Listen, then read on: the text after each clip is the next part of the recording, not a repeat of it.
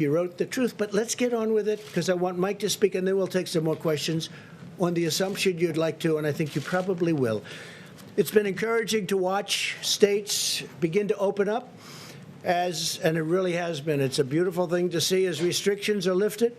We must maintain vigilance and continue practicing social distancing. I encourage governors to follow a careful, phased approach, and I want to remind all Americans to adhere to our guidelines, very important. The governors are going to adhere, hopefully, or they're going to do what they think is best. I want them to do what they think is best, but ideally they'll adhere.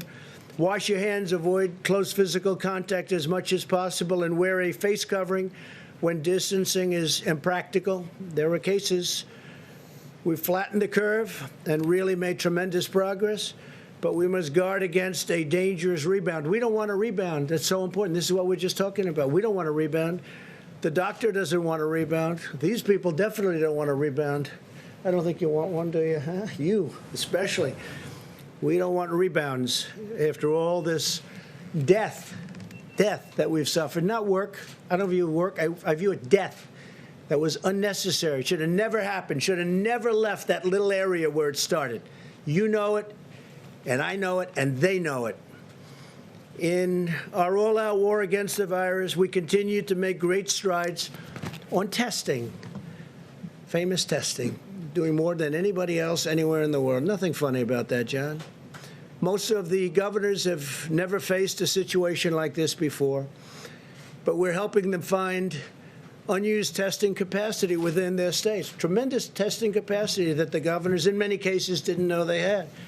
And additional capabilities are coming online every day. We're coming up with new equipment, like the Abbott Laboratories equipment, on-site, 5 minutes, great success. Everybody wants it.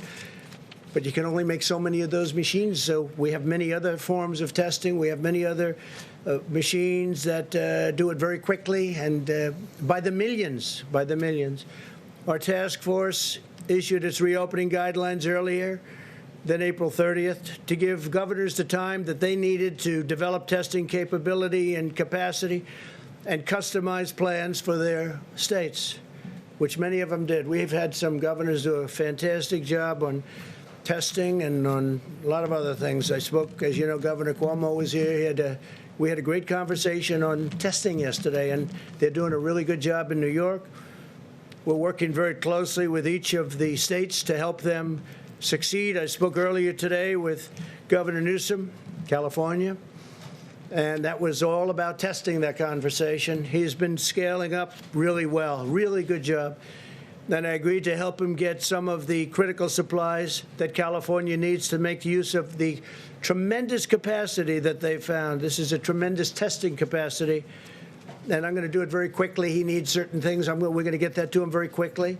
Now, could he get it himself? Yes, but I can get it faster. He understands that, and he's done a great job. And we're going to have it to him. We're going to have a lot of it to him over the next 2 days, and we're going to beef it up the following week, get him a lot of additional. He's done a really terrific job in California. Some of the governors have done a fantastic job working with us.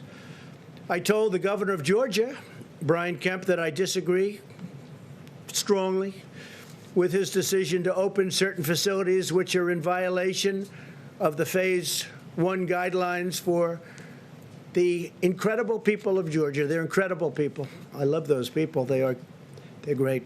They've been strong, resolute, but at the same time, he must do what he thinks is right. I want him to do what he thinks is right. But I disagree with him on what he's doing, but I want to let the governors do. Now, if I see something totally egregious, totally out of line, I'll do. But I think spas and beauty salons and tattoo parlors and barber shops in Phase 1, we're going to have Phase 2 very soon, is just too soon. I think it's too soon. And I love the people. I love those people that use all of those things, the spas and the beauty parlors and barbershops, tattoo parlors. I love them. But they can wait a little bit longer, just a little bit, not much, because safety has to predominate. We have to have that. So I told the governor very simply that I disagree with his decision, but he has to do what he thinks is right. I'm excited to announce that in the coming weeks,